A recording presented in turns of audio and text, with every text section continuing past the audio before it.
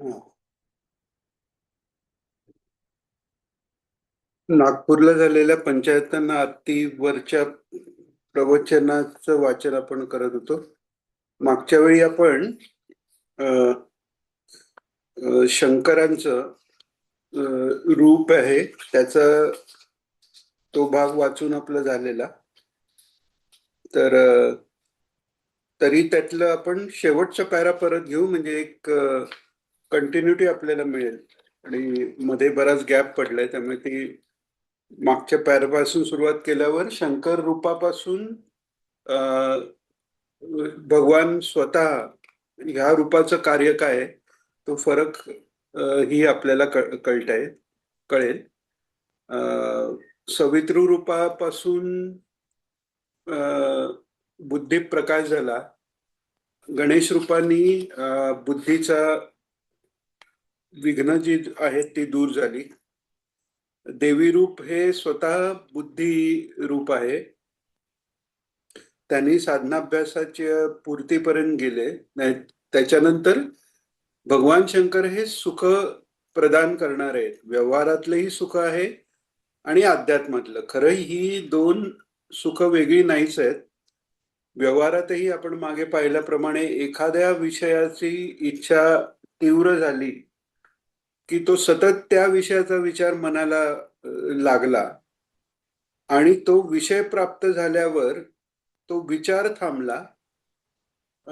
दोन विचारांमधले अंतर वाढलं आणि दोन विचारांच्या मध्ये, दोन वृत्तींच्या मध्ये जी निर्विचार स्थिती आहे, ती स्थिती जास्त वेळ राहिल्याने, ती स्थिती म्हणजेच आपलं मूळ स्वरूप सच्चिदानंद असल्यामुळे तो आनंद बाहेर आला. या दृष्टीने खरं तर आनंदात काही फरक नाही. जो महाराजांनी भक्तीवरच्या पहिल्या प्रवचनात आपल्या सायक्लो स्टाईलच्या सुरुवातीच्या प्रवचनात जे सांगितलेलं आहे की देवाचा आनंद आहे, गंधर्वांचा आनंद, सर्वात आधी मनुष्याच्या आनंदामध्ये राजाचा आनंद सर्वात मोठा. सार्वभौम राजा आहे तो, इतर मनुष्यांपेक्षा त्याचा आनंद सर्वात मोठा. त्याच्यापेक्षा गंधर्वांचा, देवांचा आणि जीवांमध्ये सर्वात वरचा ब्रह्मदेवांचा आनंद आहे. हे सगळेही आनंद त्या श्रोत्रिय महात्म्याला मिळतात असं सांगितलेलं. श्रोत्रिय महात्मा म्हणजे श्रुतींचं जे फळ आहे त्याची प्राप्ती ज्याला झालेली आहे. श्रुती म्हणजे वेद. वेदांचं फळ काय आहे, तर वेदाचं फळ हे त्याच्या नावातच आहे. वेद याचा अर्थ जाणणे. तर ईश्वराला जाणणं, आपल्या आत्मस्वरूपाला जाणणं, आणि जाणणं हे शाब्दिक नाही आहे, अनुभवानी आहे. तर तो अनुभव येणं हा वेदज्ञानाचा परिपाक आहे. तर तसा ज्याला झालेला आहे श्रोत्रिय महात्मा म्हणजे ज्ञानी महात्मा, त्याला हे सर्वही आनंद प्राप्त होतात असं महाराजांनी सांगितले. तर असं सुख देणारे हे शंकर आहेत. आणि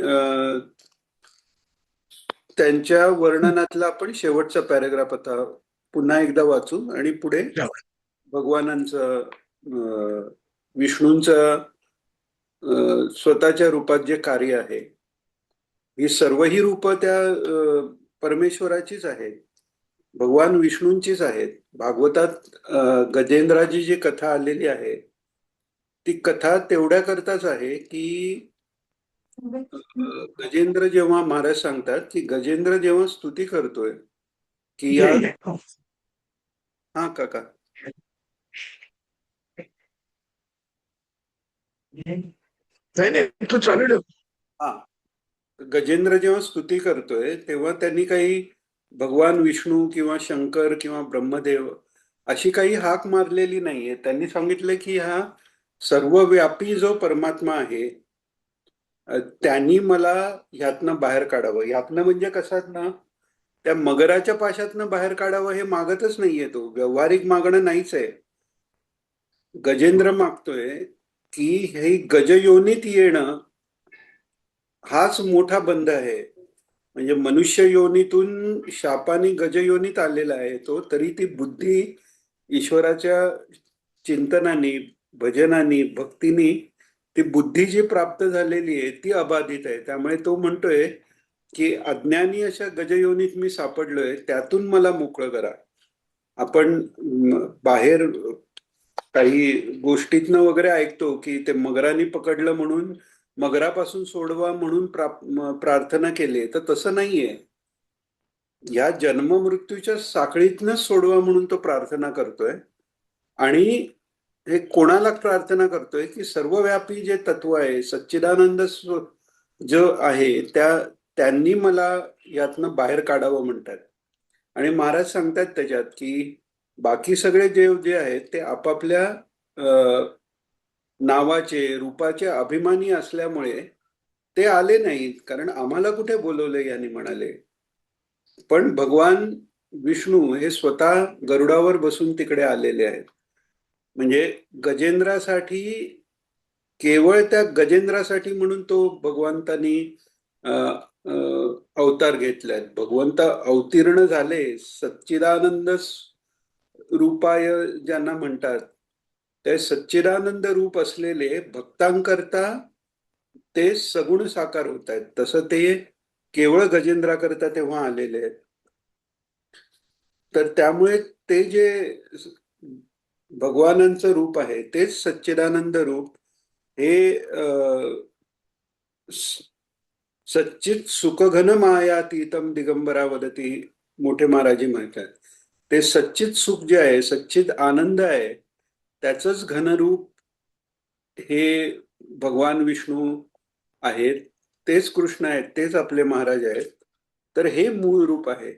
तर त्या मूळ रूपाच्या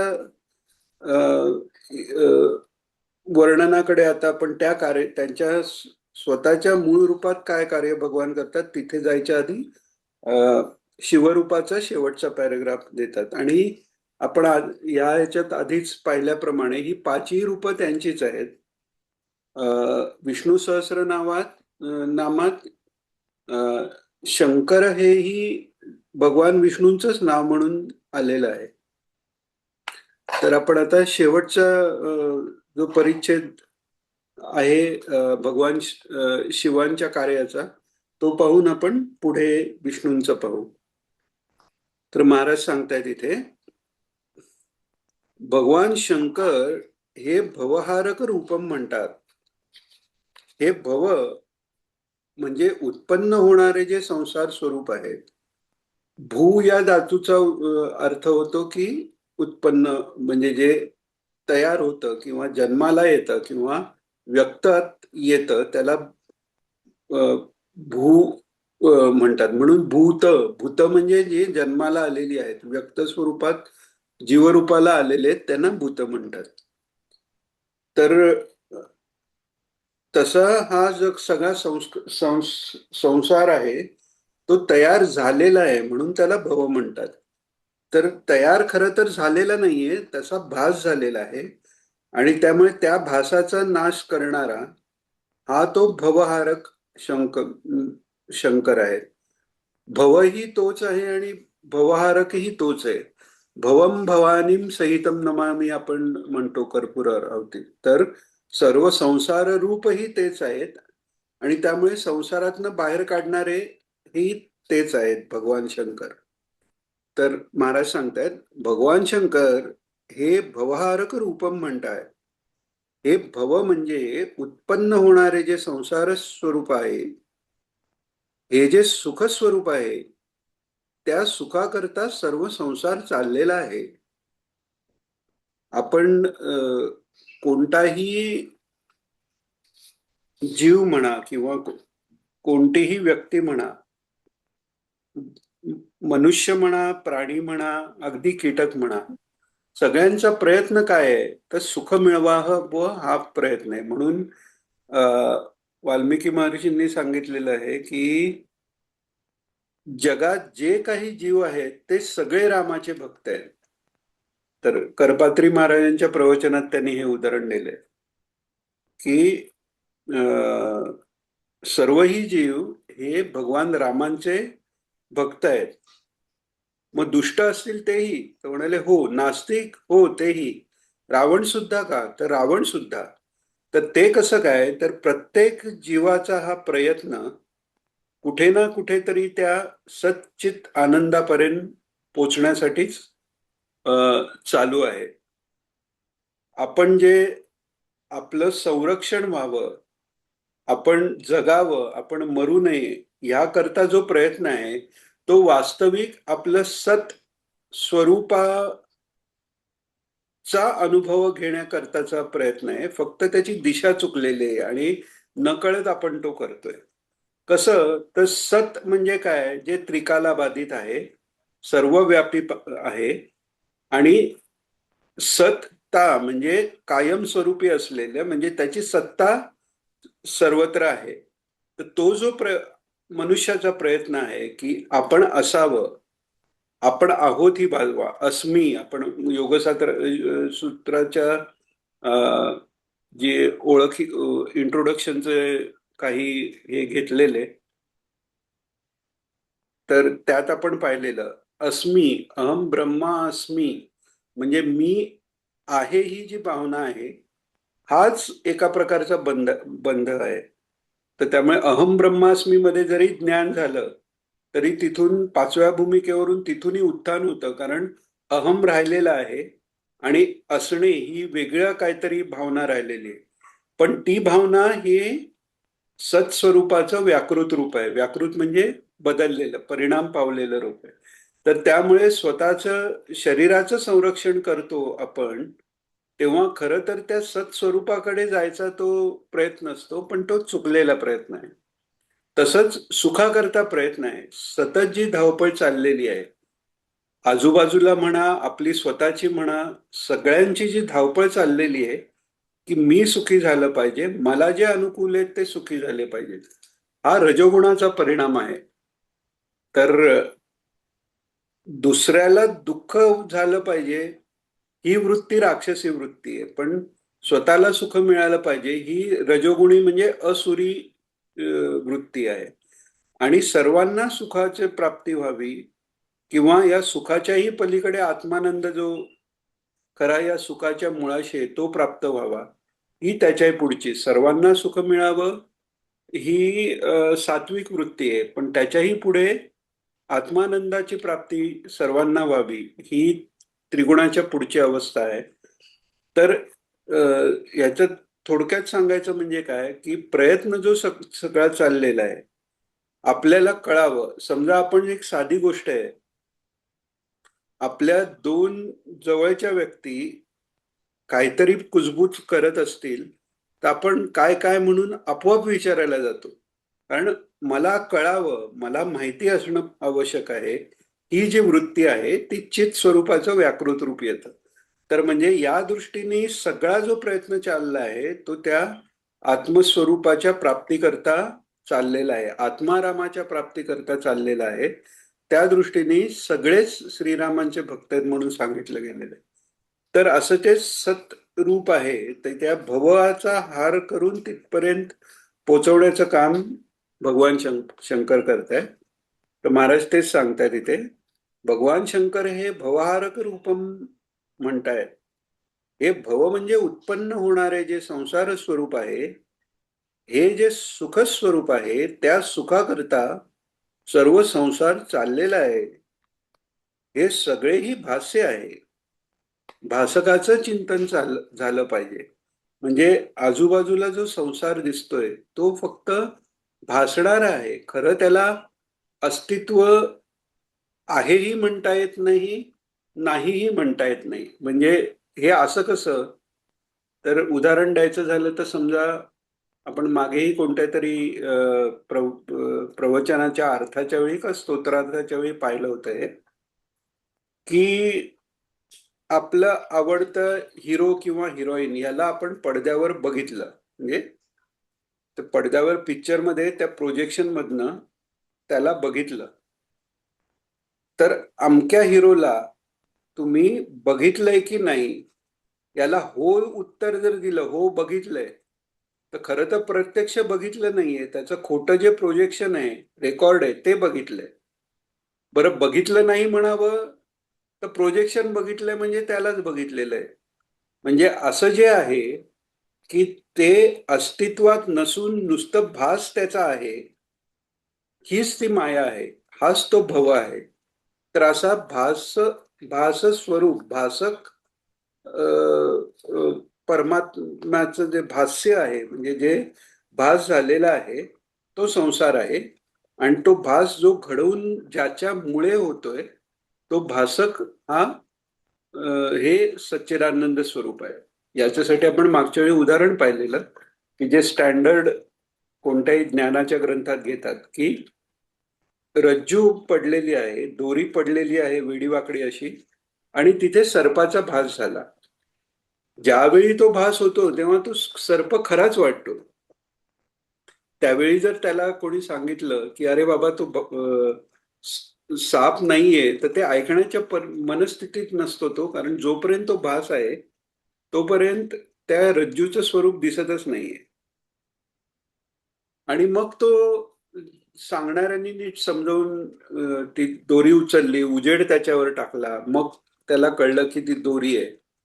तरीही सुरू झालेली धडधड आधी संपत नाही. तसं ब्रह्मज्ञान झाल्यावरही वासनाक्षय होईपर्यंत त्या वासनेचे विकार काही काळ असल्यासारखे भासतात. तर हे जे भास आहे, हा भास म्हणजे हे जग आहे, आणि तो ज्याच्यावर अधिष्ठित आहे, ज्याच्यावर त्याचा अध्यास झालेला आहे, ते भासक जे आहे ते आत्मस्वरूप आहे. यालाच गीतेत क्षेत्रज्ञ विवेकात भगवंतांनी जो भासक आहे तो क्षेत्रज्ञ, जाणणारा तो आहे. आणि जे भासतंय, म्हणजे भास जो होतोय, ते म्हणजे हे संसार आहे, हे सांगण्याकरता शेत आणि शेत करणारा, म्हणजे क्षेत्र आणि क्षेत्रज्ञ विवेक भगवंतांनी 13व्या अध्यायात सांगितलेलं आहे. त्याच्या सुरुवातीलाच त्यांनी सांगितलंय की सर्वात सोपं एक व्याख्या त्यांनी केली, की इदम शरीरम कौंतेयम, म्हणजे इदम म्हणून जे जे दाखवता येतं ते सगळं शरीर आहे, म्हणजे ते क्षेत्र आहे. ते क्षरते इति शरीरा किंवा संस्कृते इति संसारा, म्हणजे त्याचा क्षय होणार आहे, परिवर्तन होणार, आणि हे अमुक असं दाखवता येतं किंवा ज्याचा निर्देश केला जातो, ते सगळं म्हणजे शरीर आहे, क्षेत्र आहे. आणि त्याच्यापेक्षा वेगळा हा परमात्मा आहे. मग हे कसं, तर जेव्हा मी म्हणतो की मला बरं नाहीये किंवा मला ताप आलाय, तेव्हा आपण शरीराला मी म्हणत असतो, जे अज्ञान आहे. पण ते असतानाही कधीतरी आपण हे म्हणतो ना, की माझं शरीर थकलंय म्हणा, किंवा माझा हात दुखतोय. म्हणजे हात म्हणजे मी नाही, माझं शरीर स्थूल झालंय. म्हणजे हे शरीर जे दाखवता येतं, म्हणजे इदम असं जे दाखवता येतं ते माझ्यापेक्षा वेगळं आहे. मग काय, मग मन म्हणजे मी आहे का? तर आपण कधी कधी म्हणतो माझं चित्त स्थाऱ्यावर नाही, माझं मनात वेगवेगळे विचार चालू आहेत. मग या माझ्या मनात वेगवेगळे विचार चालू आहेत असं तृतीय पुरुषी जेव्हा निर्देश होतं, हे माझं इदम, त्याचा अर्थ मी म्हणजे मन नाही, मग मी म्हणजे बुद्धी नाही, असं करत त्या आपल्या मूळ स्वरूपापर्यंत विचारांनी जाता येतं. तर तेच इथे महाराज म्हणतायत की हे सगळे भाष्य आहे, भासकाचे चिंतन झाले पाहिजे. केवळ भाष्याचे चिंतन करणे हा दोष आहे. पण हे विश्वची माझे घर अशी जर ममता उत्पन्न झाली तर हा दोष नाही. हेही आपण पाहिलेलं बऱ्याच वेळा. महाराजही सांगतायत व्यापक ममता असावी, आणि गीतेतही सांगितलेलं आहे की सर्वभूत हिते रता. दोनदा भगवंतानी हा सर्वभूत हिते रताचा प्रयोग केलाय. म्हणजे व्यक्त रूपाची सगुणाची उपासना करणारे मला प्राप्त करतात, तसं निर्गुणाची उपासना करणारेही जर अनन्य असतील, माझ्यातच चित्त ज्यांनी ठेवलेलं आहे, तेही मला प्राप्त होतात. पण त्याच्यासाठी एक स्टार म्हणून सब्जेक्ट टू कंडिशन म्हणतात, तसं भगवंताने एक कंडिशन टाकले की अव्यक्ताची उपासना करणारे जर सर्वभूत इथे रता असतील तरच त्यांना माझी प्राप्ती होऊ शकते, नाहीतर होऊ शकत नाही. का होऊ शकत नाही?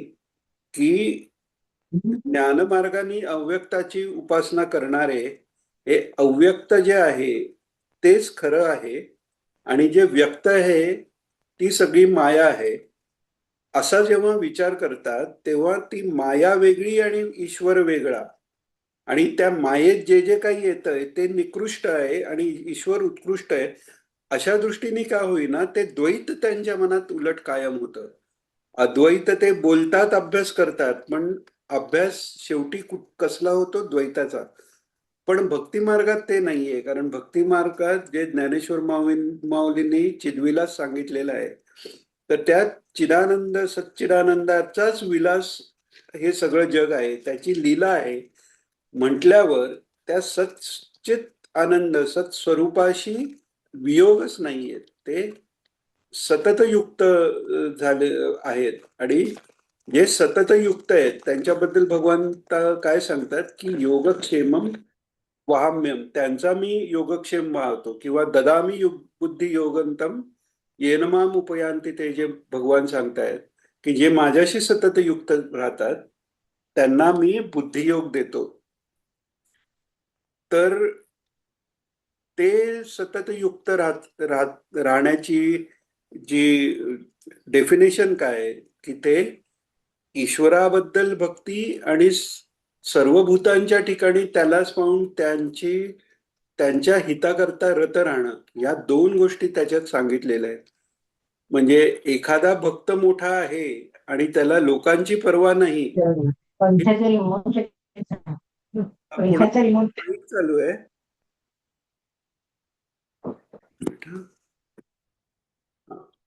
तर पैशाचा रिमोट कोणाचं माहिती आहे मिळाला.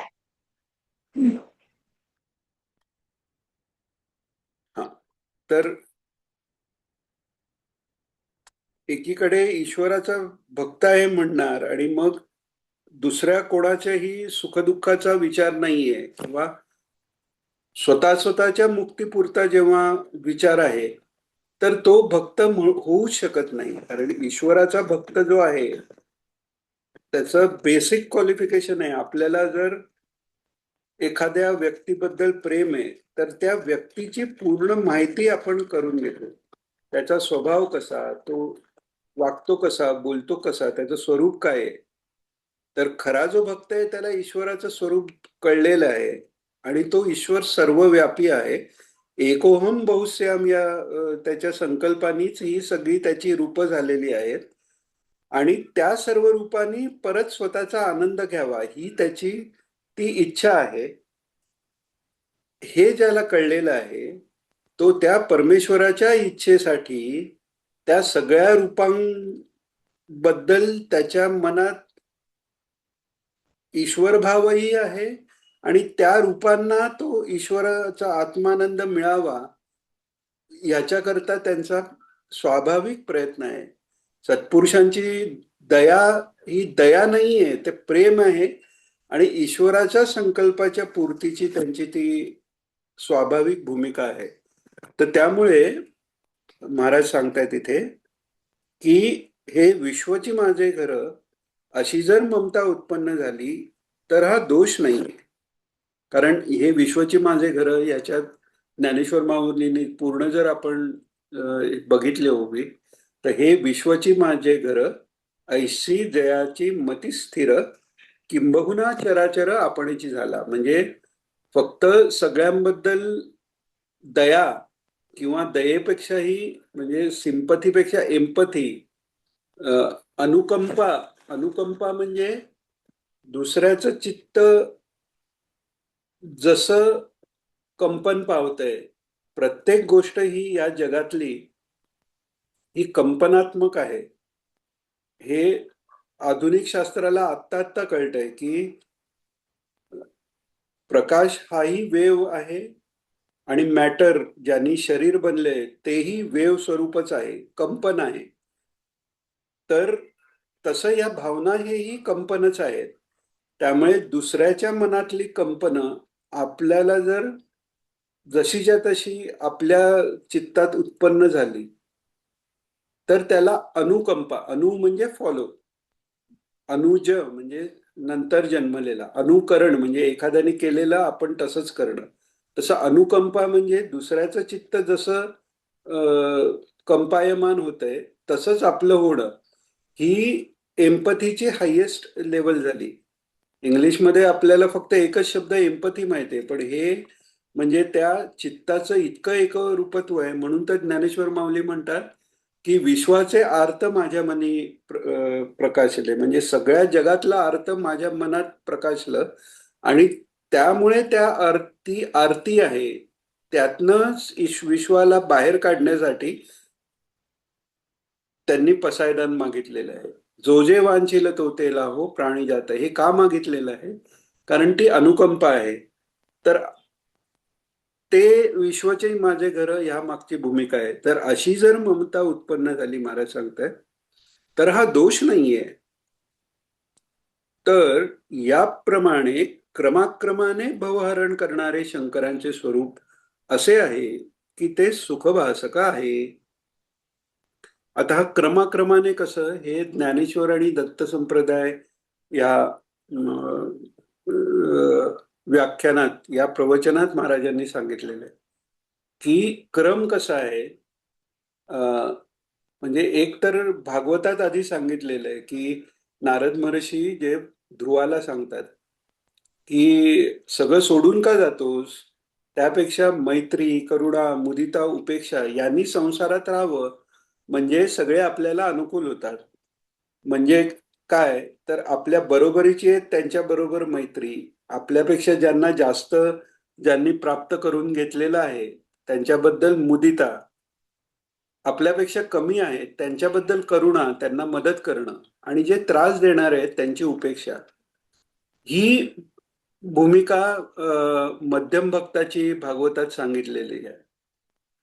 अधम भक्त जो आहे, एकदम बेसिक लेवलचा भक्त, त्याचं काय की त्या प्रतिमेत देव आहे, देवळात देव आहे, त्याची पूजा करायची, मग बाकी जगाशी काही पडलं नाही.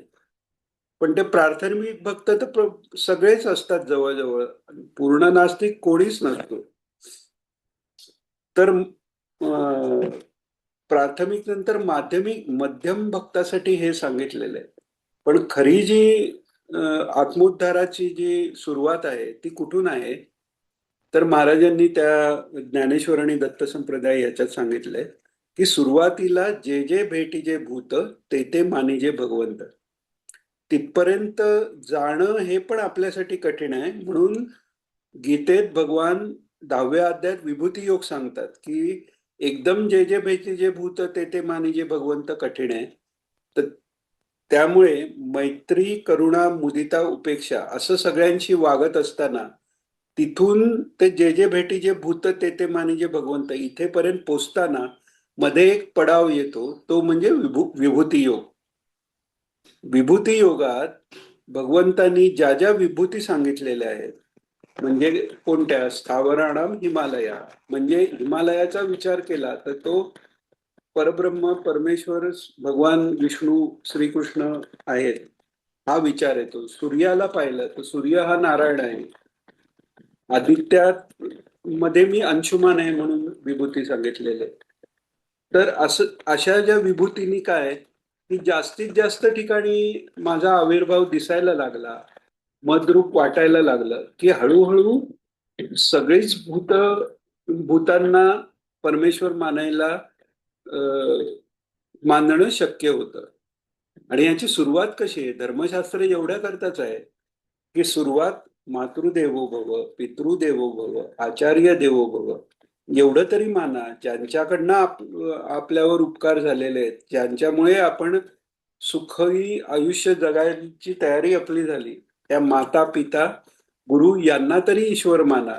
तिथून त्या विभूती योगाला सुरुवात झाली. महाराज बऱ्याच वेळा ज्ञानेश्वर माऊलींचं एक हे ओवी घेतात की गुरुची व्याख्या करतात, गुरु शब्दाची व्याख्या करताना पहिल्यांदा ते असं म्हणतात की सकल तीर्थांची ये धुरे जे का माता पितरे त्या सेवेसी कीर शरीरे आठविजे, म्हणजे माता पितर जे आहेत त्यांच्या ज्यांनी जे सगळ्या तीर्थांची ही तीर्थ आहेत, अं, त्यांच्यासाठी त्यांच्या सेवेत आयुष्य घालवं, कारण ते पहिले गुरु आहेत. आणि त्याच्यानंतर मोक्षगुरु आहेत. ते काय आहे की आणि संसार ऐसा दारुण जो अं, अं, आणि संसार ऐसा दारुण जो अं,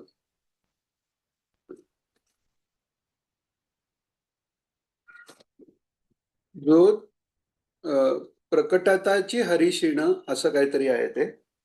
ज्ञानदाने सकरुण भजिजे गुरु. अं, तर अशी गुरुची डेफिनेशन दिली की म्हणजे संसार जो दारुण आहे तो दावताची हरिक्षीण, म्हणजे तो गुरु मार्ग दाखवून त्याचा क्षीण संसाराचा त्रास जो अज्ञानामुळे झालेला त्रास काढून टाकतो. आणि ज्ञानदान करताना सकरुण आहे, म्हणजे हातचं राखत नाही, त्याला तळमळ आहे. जसं आईला तळमळ असतं, खारे बाबा, मुलगा म्हणतो नको मला, पण आईला तळमळ असते, खारे बाबा. तशी या गुरूंना तळमळ असते आणि करुणेने ते ज्ञानदान करत असतात. मुलं ऐकण्याच्या दिनेश मॅच्युरिटी नसली.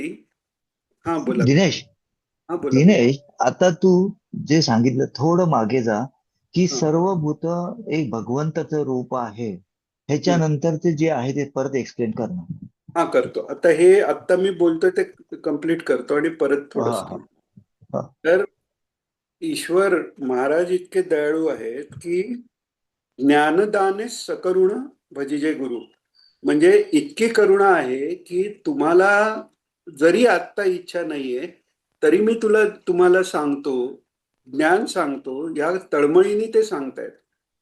आता आपण पाहिलं म्हणजे महाराजांची एवढी काही जी प्रवचनं झाली असतील, कित्येक 100च्या वर भागवत सप्ताह झालेत, गुरुचरित्र सप्ताह, वेगवेगळ्या ठिकाणी वेगवेगळ्या गोष्टीवरची प्रवचनं जी महाराजांची झाली. तर ही कारुण्य आहे. हे कशा करता झाली?